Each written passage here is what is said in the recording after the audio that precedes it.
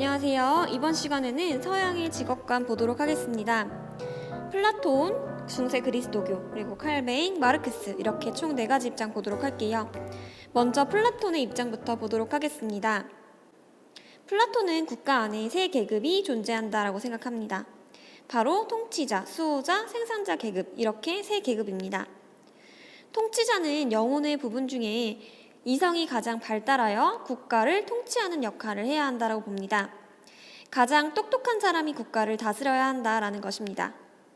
그리고 통치자의 역할을 훌륭하게 수행한다면 지혜라는 덕을 가질 수 있다라고 봅니다. 그런데 플라톤은 이성이 가장 발달한 사람을 철학자로 보기 때문에 철학자가 통치를 해야 한다라는 철인 정치를 주장한다라는 점까지 아셔야 합니다. 자, 그리고 수호자는요, 기계가 특히 발달해서 국가를 지키는 군인의 역할을 한다고 봅니다. 기계라는 것은 용맹함이라고 생각하면 됩니다. 즉, 가장 용맹한 수호자가 국가를 지켜야 한다라는 것입니다. 국가 수호라는 역할을 잘 수행한다면 용기라는 덕을 가지게 된다라고 봅니다. 마지막으로 생산자는 욕망이 특히 발달해서 생산활동에 종사한다고 봅니다. 이 욕망이 생산 활동을 하는데 좋은 동기가 된다고 보는 것입니다. 그리고 생산자 역시 생산 활동이라는 자신의 역할을 잘 수행할 때 절제의 덕을 가지게 된다고 생각합니다. 그런데 여기서 생산자가 가지는 절제의 덕은 생산자뿐만 아니라 통치자와 수호자 계급 모두가 공통적으로 가지는 덕이라고 본다는 점까지 추가로 아셔야 합니다. 자, 플라톤은 이렇게 각 계층에 속한 사람들이 각자가 가진 덕, 즉 통치자는 지혜의 덕, 수호자는 용기의 덕, 생산자는 절제의 덕을 잘 발휘해서 자신의 역할을 잘 수행한다면 정의로운 국가가 실현된다라고 생각합니다. 자, 그런데 이 계급이라는 것은 어떻게 정해지는 것일까요? 플라톤은 타고난 성향에 따라서 계급이 정해진다라고 봅니다. 그러니까 타고나길 이성이 가장 발달한 사람은 통치자가 되고 기계, 즉 용맹함이 발달한 사람은 수호자가 되고 욕망이 가장 발달한 사람은 생산자가 된다고 보는 것입니다. 그리고 플라톤은 용맹함과 욕망보다 이성을 훨씬 우월하게 보기 때문에 통치자 계급을 수호자와 생산자 계급보다 훨씬 우월하게 봅니다. 즉, 육체노동을 하는 수호자, 생산자 계급보다 정신노동을 하는 통치자 계급을 훨씬 우월하게 보는 것입니다. 그리고 이 통치자 계급은 재산이 공유되어야 된다라고 생각합니다. 왜냐하면 통치자가 사적 재산을 가지게 될 경우에는 자신의 재산 축적에 눈이 멀어서 공공의 이익을 생각하지 못하게 된다고 생각했기 때문입니다. 그리고 플라톤에서 나오면 학생들이 자주 틀리는 부분 중에 하나가 플라톤이 민주주의를 비판한다라는 점입니다. 왠지 플라톤이라는 대단한 사람은 민주주의를 옹호할 것 같은 느낌을 주기 때문이죠. 자, 그런데 플라톤은 이성이 발달한 통치자가 통치자의 역할을 하여 국가를 다스리는 역할을 해야 한다라고 보죠. 자, 그런데 민주주의는 이성이 발달하지 않은 일반 대중들에 의한 지배라고 보기 때문에 플라톤은 이성이 아주 발달한 통치자가 통치를 해야 한다라고 생각했다는 점을 여러분들이 꼭 기억하셔야 됩니다. 플라톤은 민주주의를 비판한다라는 점 꼭 기억해 두세요. 다음으로 중세 그리스도교의 직업관을 보도록 하겠습니다. 중세 그리스도교란 쉽게 얘기하면 하나님을 믿는 종교라고 할 수 있어요. 자, 이 그리스도교 사람들은 노동은 원죄에 대한 속죄의 의미를 가진다고 봅니다. 이게 무슨 말이냐면 교회를 다니는 사람들은 알 것 같아요. 하나님이 제일 처음 만든 인간인 아담과 이브는 하나님이 하지 말라고 했던 일을 했어요. 뭐였죠? 맞아요. 무화과 나무의 열매를 따먹지 말라고 했는데 그 열매를 따먹고야 말았어요.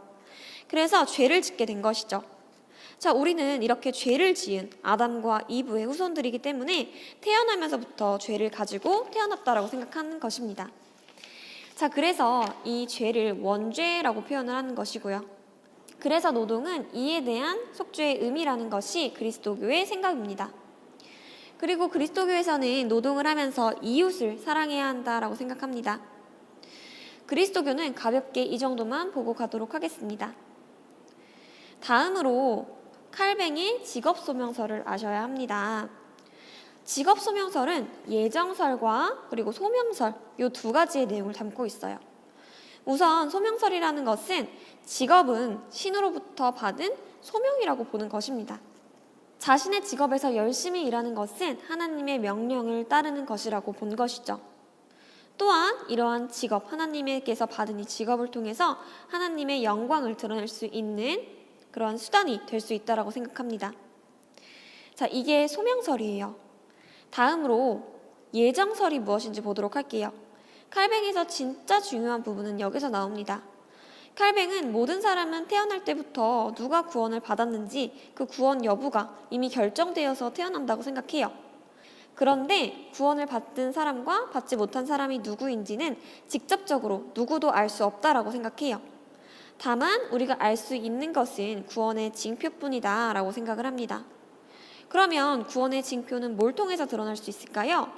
바로 칼뱅은 직업에서 얼마나 성공하느냐, 즉 얼마나 돈을 많이 버느냐가 신에게 선택받았다는 증거, 즉 구원의 징표라고 생각합니다. 그러니까 사람들이 이 얘기를 듣고 근면 성실하게 절제와 금욕을 하면서 놀지 않고 열심히 일을 하게 돼요. 그래서 칼뱅의 직업윤리를 금욕주의적 직업윤리라고 부르는 것입니다.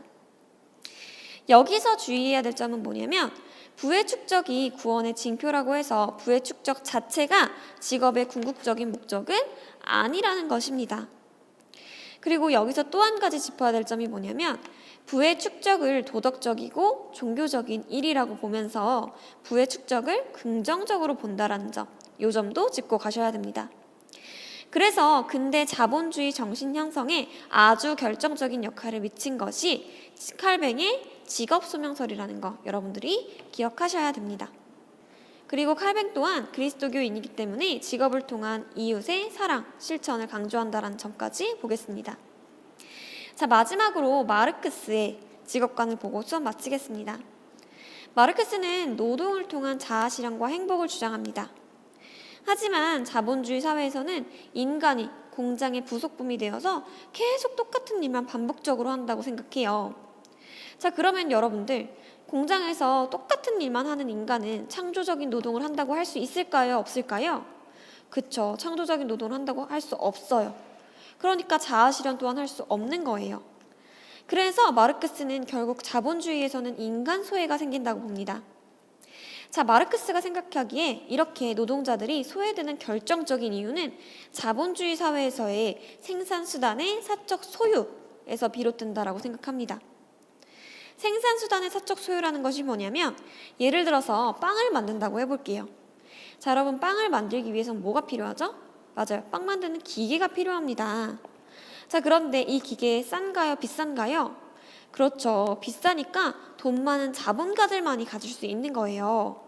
자, 그러니까 자본가들은 많은 돈을 벌기 위해 노동자들에게 최대한 임금을 조금 주려고 하겠죠. 그러니까 자본가들의 생산수단, 즉 빵 만드는 기계의 사적 소유로 인해서 노동자들은 어쩔 수 없이 자본가 밑에서 일을 할 수밖에 없는데 자본가들은 자신의 이익을 많이 남기기 위해서 월급을 적게 주려고 하니까 노동자들은 거기서 불만이 생길 수밖에 없는 것이죠.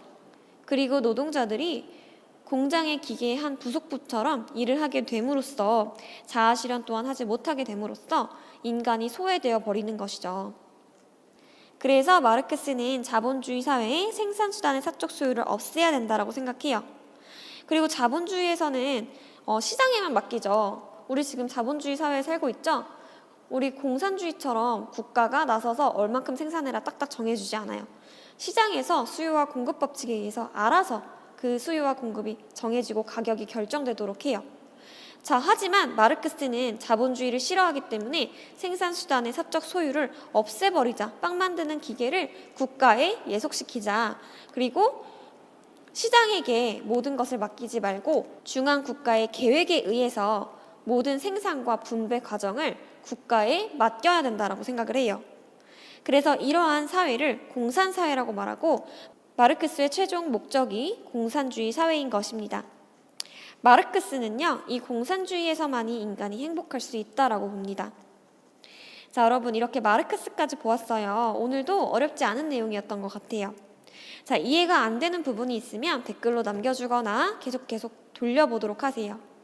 자, 그러면 수고 많으셨습니다.